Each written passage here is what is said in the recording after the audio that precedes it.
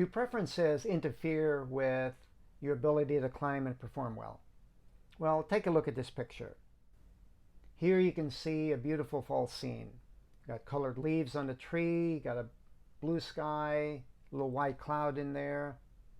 When I was looking at it, immediately what caught my attention was the blue. Blue is my favorite color.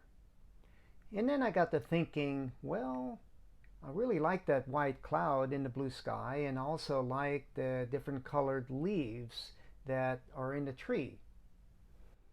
So when we think about preferences, we're looking at one particular aspect of a whole scene. And this impacts where our attention is going to be focused. And, looking at a scene like this and trying to pick out a favorite color seems like a little thing, but it impacts a broader understanding of how it can impact our mental training and our performance in climbing. The mind's tendency is to be motivated toward comfort. Okay, so let's say in climbing you're a traditional climber, that's your preferred style. And maybe your mind is giving you all kinds of reasons about why it is your preferred style. It's riskier, let's say, and requires more mental focus.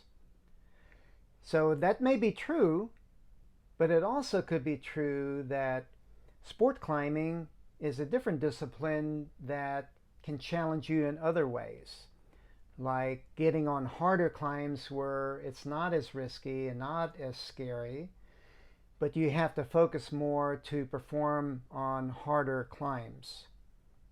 So the mind's desire for comfort can help make us ignore our weaknesses. So when we think about climbing, it can be helpful in mental training in general to look at characteristics instead of preferences. Now, to be clear, it's nothing wrong with having preferences for the kind of climbing that you want to do or a particular climb that you want to do. Nothing wrong with that. It helps give joy to our lives and give us goals and direction, for them. However, once you're on the journey there, so to speak, you need to find a way to trust in how it's unfolding. And preferences will interfere with that unfolding process because of how the mind is comfort-based motivated. So in climbing, we have, let's say, characteristics of the body, the mind, and then how they influence each other. So if the mind, this one characteristic, is thinking about the next comfortable stance, then it could cause us to rush through the climbing. Okay, so that preference for comfort, that motivation for comfort, and that is shifting our attention toward wanting to be at the next comfortable stance. So we can notice that and we can redirect our attention toward slowing down and focusing on processing the present stress. Or let's say you got another characteristic in this climbing situation. We got the body. The body, let's say, is over-gripping because of a certain fear, might be fear of falling or other kinds of fears. And we notice that and we can relax the grip and focus on the climbing instead of the falling or that fear. So here we can see the mind's motivation toward comfort creates these preferences that has an impact on the mind, has an impact on the body, that if we ignore, then we're not going to be able to enjoy our climbing as much or perform our best. In other words, preferences ignore our weaknesses. We're looking at this for pragmatic reasons. This shift from preferences toward characteristics. Because if we're only focusing on the comfortable aspects of a situation, then we might ignore the consequences that causes us to take an inappropriate risk. Or we might be rushing through the climbing and perform poorly.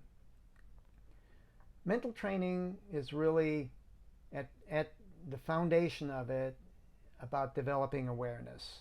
And preferences diminishes that ability to do that. It kind of directs our focus more toward a part of the situation.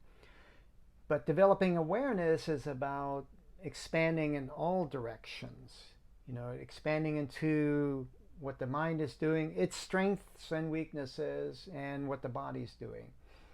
So when we can start looking at the characteristics of a situation, then we can move beyond just the parts within it and see it as an interconnected whole.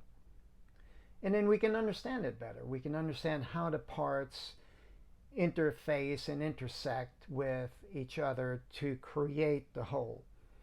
So in climbing, we can see how the mind influences the body and vice versa, and we're looking at that holistically so we can create a better performance.